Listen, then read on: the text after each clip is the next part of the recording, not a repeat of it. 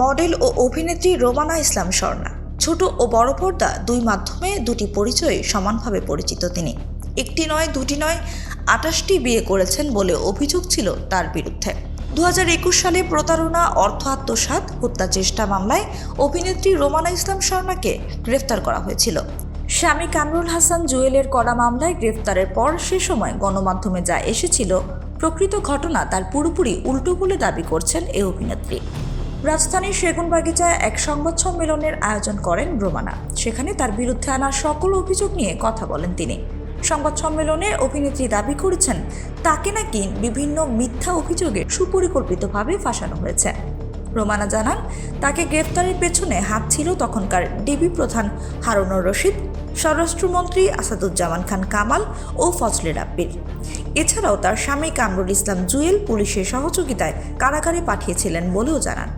শুধু তাই নয়, মামলাসহ 28টি বিয়ের অপপ্রচারও চালিয়েছেন তার স্বামী জুয়েল। সংবাদ সম্মেলনে রোমানা বলেন, আমাকে যেভাবে মিডিয়ার সামনে উপস্থাপন করা হয়েছিল সেসবেরও কোনো প্রমাণ দিতে পারেনি জুয়েল। 2019 সালে আমার ক্যারিয়ারে যখন সুসময় তখন জুয়েলকে বিয়ে করি। তিনি আমার দ্বিতীয় স্বামী। আগের বউয়ের কথা গোপন রেখে আমাকে বিয়ে করেন। এসব জানার পর দাম্পত্য জীবনে নেমে আসে অশান্তি ও নির্যাতন। অভিনেত্রী বলেন, বিয়ের পর মায়ের বাসায় থাকতাম। একবার আমার প্রথম ঘরের সন্তানকে শুটিং থেকে অপহরণ করে। আওয়ামী লীগ নেতাদের মাধ্যমে বিভিন্ন সময় হুমকি দিতেন। 2বার তাকে ডিভোর্স দিয়েছিলাম। শেষ পর্যন্ত আমাকে ভিত্তিহীন মামলা দিয়ে হয়রানি করেন। ডিভোর্স তুলে নিলে মামলা তুলে নেবেন এমন শর্ত দেয়া হয়।